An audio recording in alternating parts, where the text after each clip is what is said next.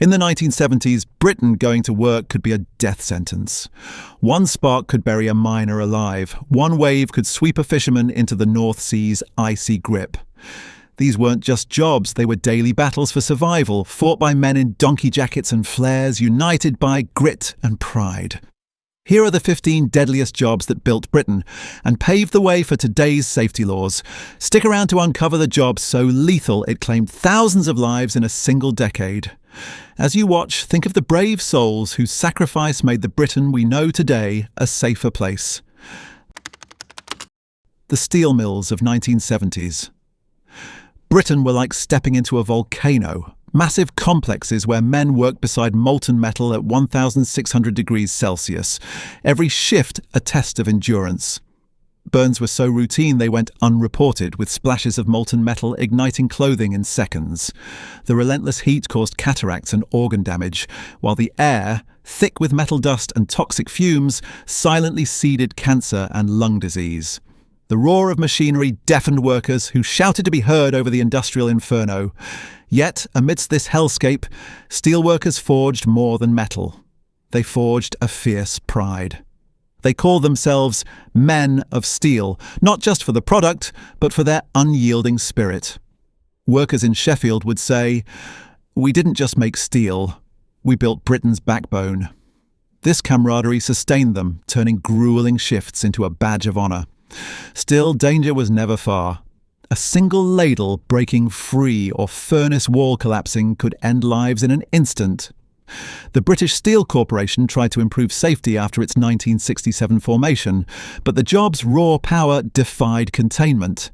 Their pride didn't just survive these risks, it fueled the fight for safer workplaces we benefit from today. You won't believe which job had workers dancing on steel beams with no safety gear.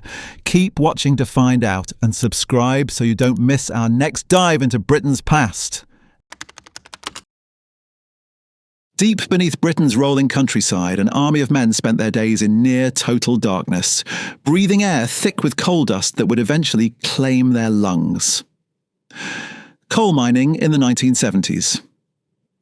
Britain wasn't just dangerous, it was deadly. The threat came from all sides. Methane gas pockets could trigger catastrophic explosions with a single spark.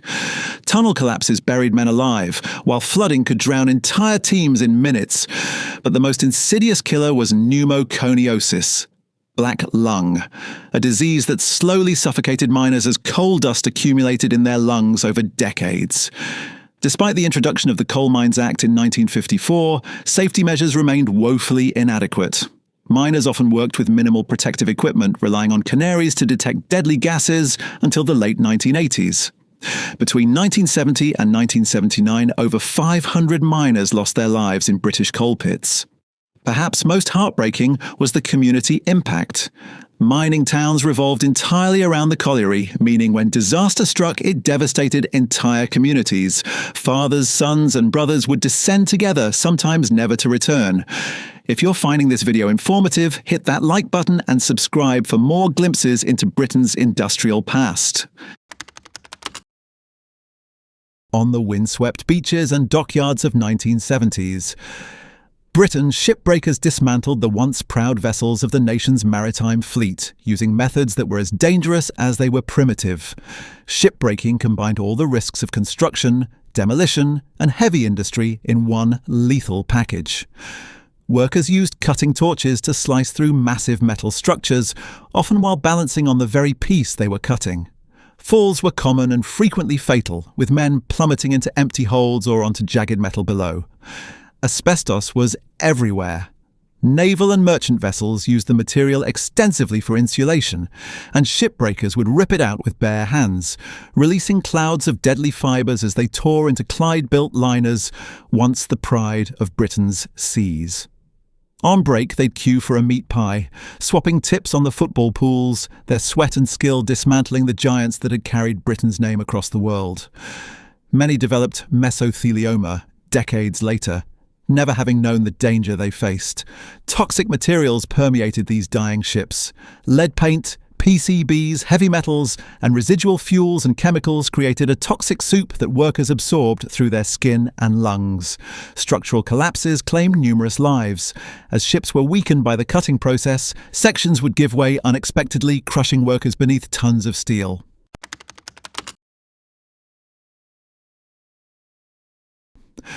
The North Sea oil boom of the 1970s birthed a new kind of hero, the offshore oil worker, battling nature and technology in Britain's wildest frontier. These men worked on rigs lashed by hurricane-force winds and towering waves, where a single storm could tear steel apart. Helicopter rides to and from platforms were a gamble. Between 1976 and 1979, over 30 men perished in crashes. Fire was their constant shadow. A single spark could ignite hydrocarbons under pressure, turning rigs into infernos. Blowouts, uncontrolled gushes of oil and gas, claimed lives in seconds, with smaller incidents haunting the 70s before the devastating Piper Alpha disaster of 1988. Yet, these workers weren't just survivors, they were trailblazers. Oil workers called themselves North Sea Tigers, proud to power Britain's future with every grueling 12-hour shift. Their brotherhood, forged in isolation and danger, turned lonely platforms into tight-knit communities. Men flown in from Aberdeen would say, "The sea tries to kill us, but we're too stubborn to let it win." Exhaustion was a relentless foe. 2-week shifts on swaying platforms led to mistakes, with heavy machinery unforgiving. Medical emergencies were a nightmare. Bad weather could trap an injured worker far from help. But their courage laid the foundation for an industry that transformed Britain, and for the safety standards that protect workers today. Don't forget to hit that subscribe button if you're enjoying this journey through Britain's most dangerous job. Dockside danger, where every cargo could be your last. The docks of 1970s. Britain were chaotic, dangerous places where stevedores, dock workers who loaded and unloaded cargo ships, faced death and injury on a daily basis. Before containerization fully transformed shipping, most cargo was still handled piece by piece, creating countless opportunities for disaster. Massive cargo nets would swing precariously overhead, sometimes breaking and dropping tons of goods onto the men below. Stevedores worked in all weather conditions. Rain-slicked decks and icy surfaces led to fatal falls into the holds or between ships and the dock, where men would be crushed or drowned. The cargo itself was often hazardous. Unmarked chemicals, unstable loads, and toxic substances were handled with bare hands. When containers began to be introduced, early models lacked proper securing mechanisms, sometimes shifting unexpectedly and crushing workers. The culture of the docks made matters worse. A complex system of casual labour meant men would gather each morning hoping to be selected for work. This created pressure to work quickly and take risks to ensure being hired again the next day. The Dock Workers Act of 1976 attempted to address these issues, but the fundamental dangers remained.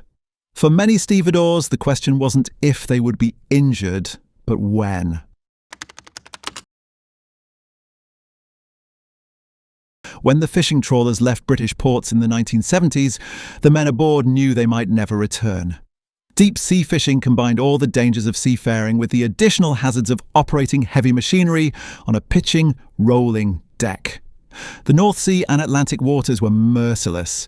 Massive waves could sweep men overboard in seconds, with hypothermia claiming lives within minutes in the frigid waters. Rescue was rarely possible.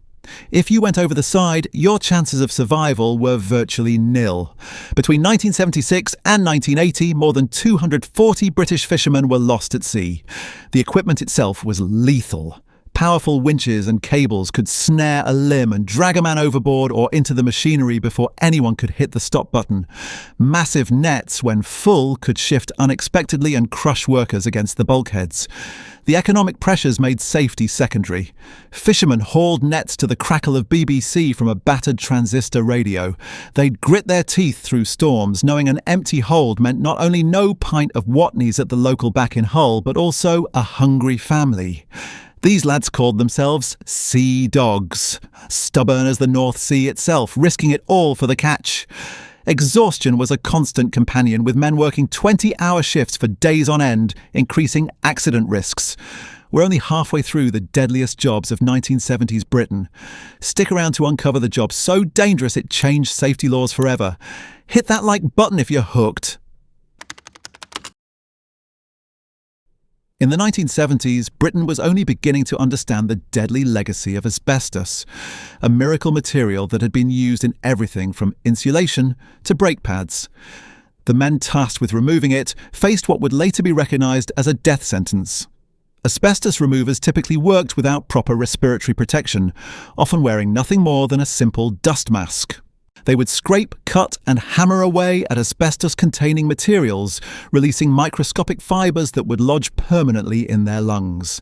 These fibres would silently wait, sometimes for decades, before developing into mesothelioma, an aggressive cancer with a near 100% fatality rate. What made this job particularly tragic was the lack of information. Many workers had no idea of the dangers they faced. After a day scraping asbestos in choking clouds, these blokes would head home, lunchboxes empty, hoping to catch the two Ronnies on the telly or gathering in smoky union halls. They'd pin on badges proclaiming, "Unity is strengthful," unaware that each breath was stealing their future. Companies had been aware of asbestos risks since the 1930s, but this knowledge was deliberately suppressed to protect profits. By the time the asbestos licensing regulations were introduced in 1983, thousands had already been exposed. The legacy of this profession continues today. Due to the long latency period of asbestos-related diseases, men who worked as removers in the 1970s are still developing fatal conditions. Britain now has the highest rate of mesothelioma deaths in the world. The image of the Victorian chimney sweep sending small boys up narrow flues had thankfully ended by the 1970s, but the profession remained surprisingly dangerous, with modern sweeps facing a different set of deadly hazards. Carbon monoxide poisoning was a constant threat. Working in poorly ventilated spaces with incomplete combustion products, sweeps would often become dizzy or lose consciousness, sometimes fatally. Without modern detection equipment, they had no way to know when they were breathing toxic gases. Falls were another major risk. Sweeps worked on rooftops in all weather conditions, often on steep Victorian pitches without proper harnesses or safety equipment. A moment's loss of balance could mean a fatal plunge to the street below. The soot itself was a silent killer. We now know it contains numerous carcinogenic compounds, and 1970s sweeps had minimal respiratory protection, often just a handkerchief tied over their mouth and nose. This led to extraordinarily high rates of lung, throat, and scrotal cancer, the latter known historically as chimney sweeps cancer. Confined space accidents claimed many lives. Sweeps would sometimes become stuck in larger industrial chimneys or lose consciousness in tight spaces with no one to rescue them. If you're finding this look at Britain's dangerous jobs fascinating, make sure to hit that like button.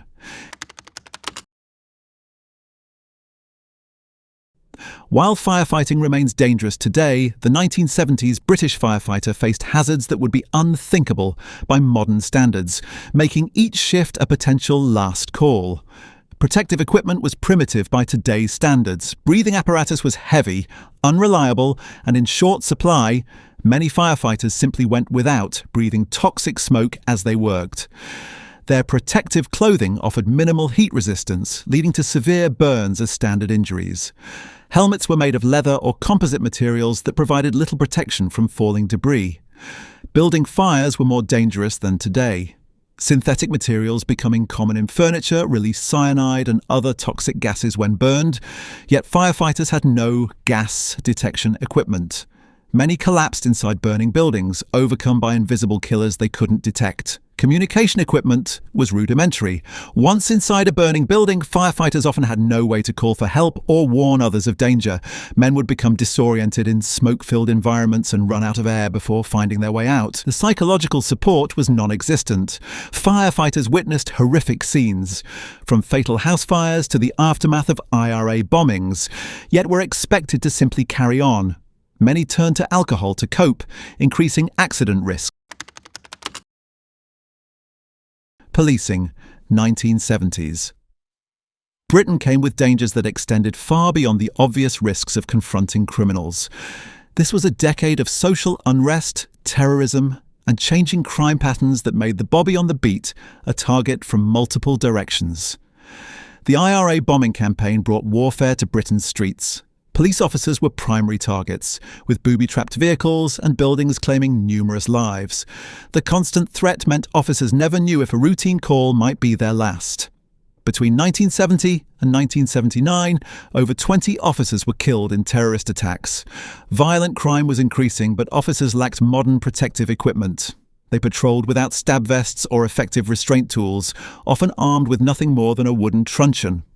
When confronting armed criminals, they were at a deadly disadvantage. Traffic policing was particularly hazardous. Officers directed traffic without high-visibility clothing and investigated accidents on high-speed roads without proper protection from passing vehicles. Many were struck and killed while performing these routine duties. The social context added another layer of danger. Major industrial disputes like the miners' strike placed police in the middle of highly charged situations. Officers faced flying bricks and improvised weapons during riot control, with inadequate protective gear.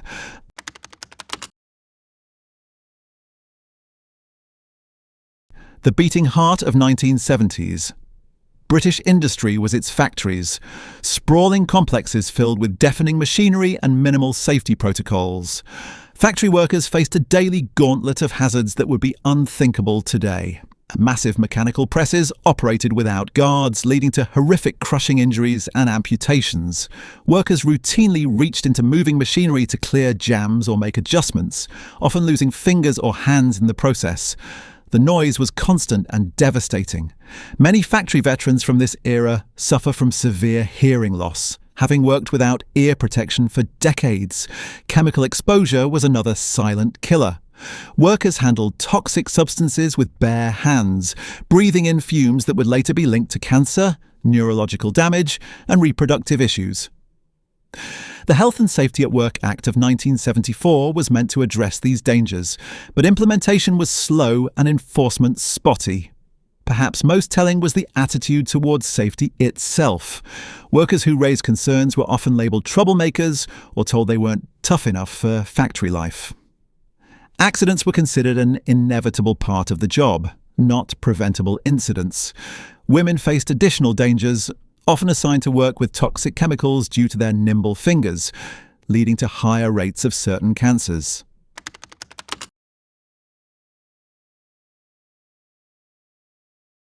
The rumbling printing presses that produced Britain's newspapers and magazines in the 1970s were mechanical monsters with an appetite for human flesh. Printing press operators worked with equipment that combined crushing force, toxic chemicals, and punishing noise levels.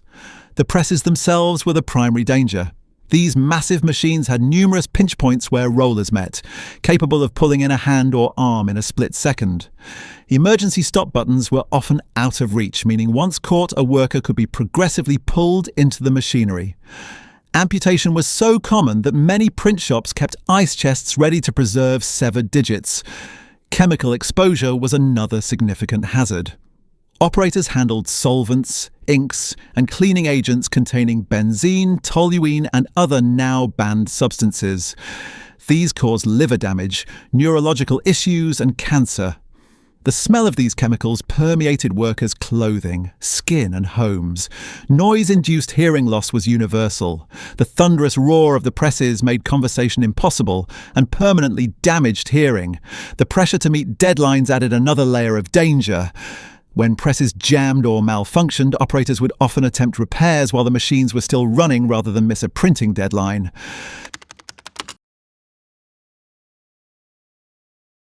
The construction sites of 1970s. Britain were lawless zones where safety was often an afterthought. With minimal regulations and even less enforcement, construction workers faced a daily obstacle course of deadly hazards. Falls were the leading killer. Men worked at height with no harnesses, often balancing on narrow beams or makeshift platforms. A moment's inattention could mean a fatal plunge. In 1974 alone, over 150 construction workers died from falls on British sites. Collapsing trenches buried workers alive with horrifying regularity. Proper shoring was expensive and time-consuming, so many companies simply took the risk with their workers' lives. Men would be sent into unstable trenches to lay pipes or cables, sometimes never to emerge. Heavy machinery operated without the safety features we take for granted today. Reversing vehicles crushed workers, while crane failures dropped loads onto those below. The lack of proper training meant many operators learned on the job, increasing accident rates. Exposure to asbestos, lead and other toxic materials was routine. Workers handled these substances without protection, breathing in fibres and dust that would claim their lives decades later. Perhaps most telling was the industry attitude. When accidents happened, they were often blamed on worker carelessness rather than systemic safety failures.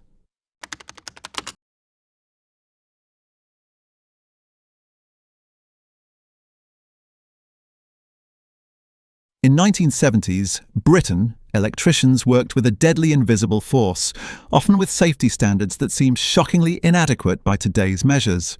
Every wire they touched carried the potential for a fatal encounter. Electrical safety equipment was primitive. Insulated tools existed, but weren't always used, and testing equipment was basic and sometimes unreliable. Many electricians relied on experience rather than proper testing, leading to fatal miscalculations. Testing circuits by briefly touching wires, a practice known as finger testing, was disturbingly common. Working on live circuits was routine rather than exceptional. Shutting down power was considered inconvenient, so electricians would work with live wires, one mistake away from electrocution.